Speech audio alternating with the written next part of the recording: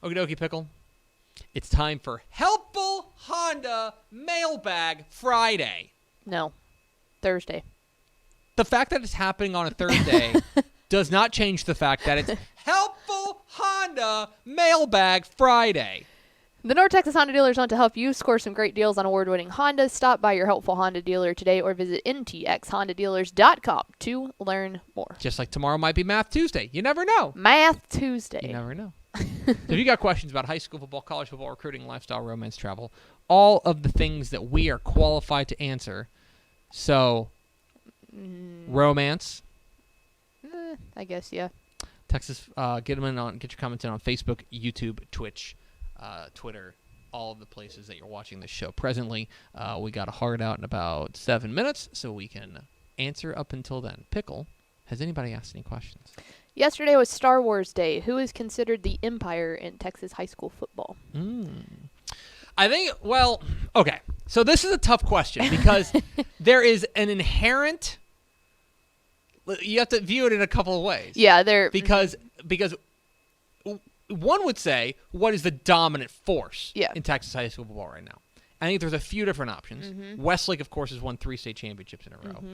Galena Park North Shore has won three in the titles last in 4 4 years. Yeah, 3 in the last 4, right? Katy. Katy is, of course, a perennial power.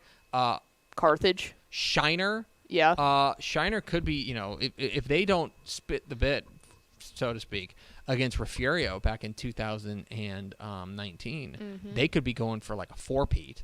Probably would be. So a lot. But here's the problem with that question.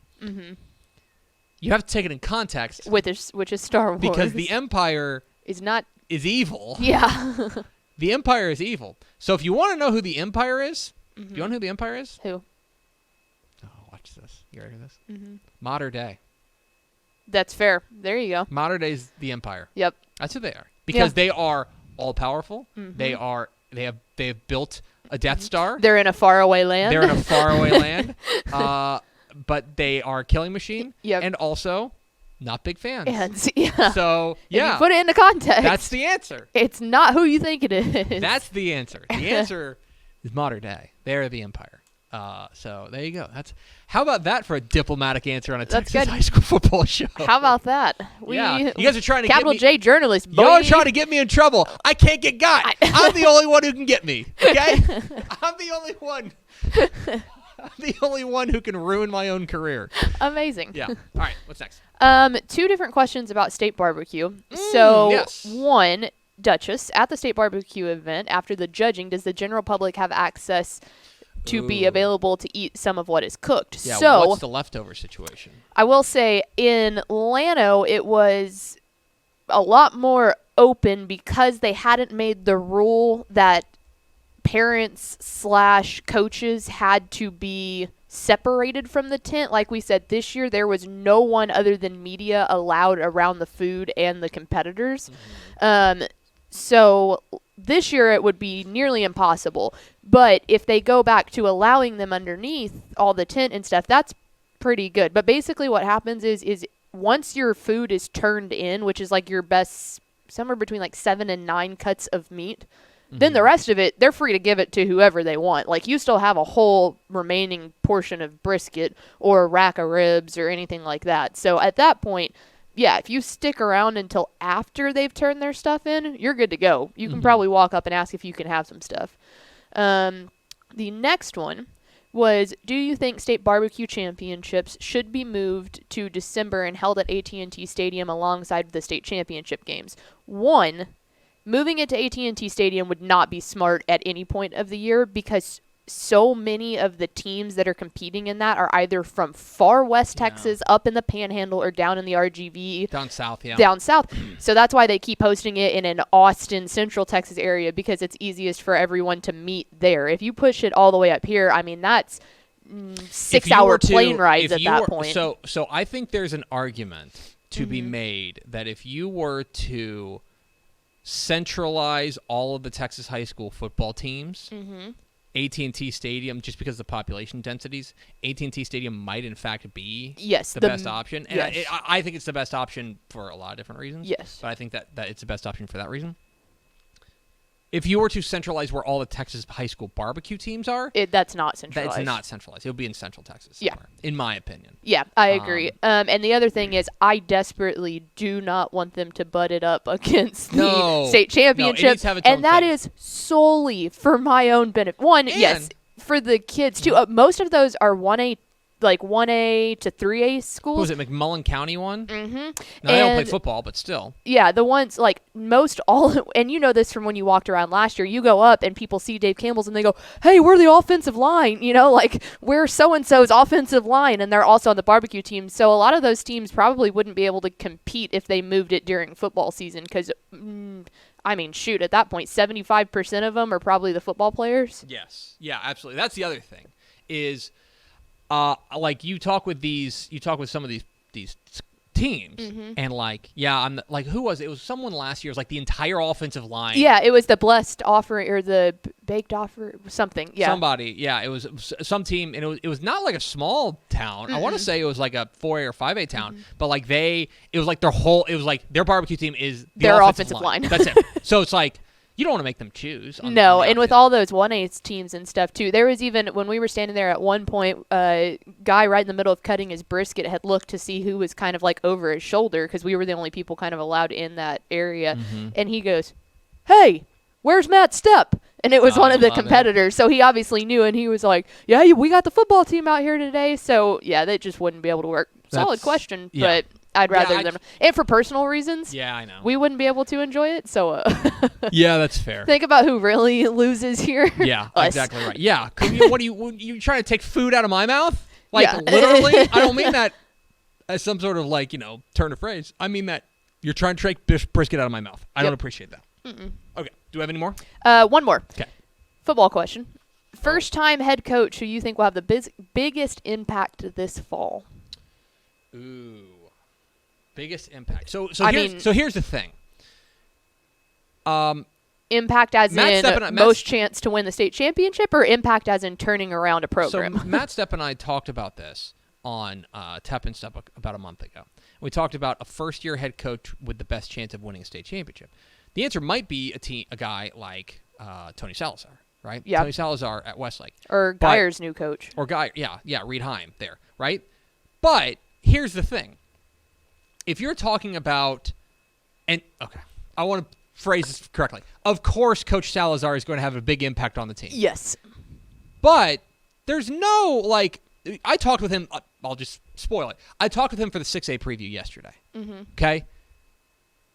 He is very much of the opinion that if it ain't broke, don't fix it. Yeah. He's going to find some ways to put his own stamp on the program, but that program is in great shape, and his job is to keep the train going. Yeah, he's not building from the ground up. So if you're talking about a guy who is going into a job that I think could have an immediate impact, I look at a guy like Steve Huff at Decatur. Yep. That's a good one. I think Steve Huff at Decatur could walk in and make but this is first-time head coach. Oh, first-time head coach. Ooh, now that's interesting. Yeah. Reed Heim's interesting. Yeah. But although, again, not a whole lot of places to go. That's an excellent question. Let me look over the coaching changes, see if there's one that jumps to mind. Because a lot of these guys, we know as they've been. Yeah, like Steph just put in the comments, Mark Soto at Judson. That's great, but he's been a head coach. Right, exactly. I'm very bullish on what Joe Del Carey can do at Brazoswood, moving from Hondo. But he's a guy who obviously Cluley moving over to Mount Pleasant. Exactly. Okay, I'll throw one out there. It's a bit off the board. Okay. Mike Pry is the new head coach at El Paso Coronado. He's taking over for the legend Bob Anderson. Bob Anderson was there. He was 10 seasons there at Coronado. I think that having a younger guy, having an alum like Pry come in and take over that job, I think could do things. He was the co-office coordinator at El Paso Pebble Hills. I think he's coming home. I think he can make an impact there in early growing. I'll give you another one, okay? Another 6A one. Aaron Lineweaver is the new head coach at Euless Trinity. Now, again, program that's not in shambles. No. Program that doesn't need fixing, so to speak. But if you're talking about a guy who understands the program, a guy who has connections within the community to help get the things done that you need to get done, and who is not. It's not going to be an issue for everybody to buy into what he's selling. Mm-hmm. Not only because he's a great coach in his own right, he's been an assistant coach there at South Lake Carroll for the past couple of years, but also because of the last name. Mm-hmm. That's going to help. So those would be two guys that I immediately. Aaron Arbuckle put it in the comments before I could bring it up, but Cal Allen. Yeah. Another, if it's not broke, don't fix it. Yeah. But just, I mean, a change from the past 40 years. Oh, yeah. I mean, with Steve Campbell taking over. But, like, again, he's a guy who understands the program so well. He's never been a head coach. Been the defensive coordinator there for years and years and years, like decades. But also, there's just a whole lot of places to go. Like, he's taken over for a legend there, obviously, like one of the legends. Yeah, Steve Campbell's not a bad choice. Steve Campbell, but again, it's just like how much how much higher can you go? Oh, we have one more really good question that regards around barbecue. 2 seconds. Go. What's your favorite barbecue entree and side dish? Go, on the spot. Okay. Let me do side dish first. Okay. I love potato salad. Me too. That's mine. Love 110%. Love potato salad. I love potato salad. You're making me choose an entree. I'm going to go ribs. Ribs and potato salad are my... I think that ribs... You're not going quickly. I know I'm not. This is a weird thing. Okay. I think ribs are more consistent. Yeah. I think brisket can vary so widely. Like, okay. Good brisket, bad brisket. Like the range is really big. High ceiling, low floor. Exactly. I think ribs are a little bit more contained, and so I'm gonna go with ribs. Yeah. I'm gonna go ribs and potato salad. Okay. Potato salad. Although but here's the thing. That's my if exact you're asking answer. me like when it's at its best, what's the best? It's brisket. Okay. When it's like elite, like I love the brisket at Heim Barbecue. Yes. That's like elite. I'll take that over like. I'll take that over breathing. You know what I mean? Like, that is, but I would say that if you're asking me what plate do you want, I'm going to a place I've never been. Give me potato salad and ribs. I'm not going to lie to you. Also, the physical getting to pick up a rib and eat it makes the experience for me. Like, if you're not getting barbecue on your shirt, then you haven't done, like, barbecue right. So that's my thing. Okay.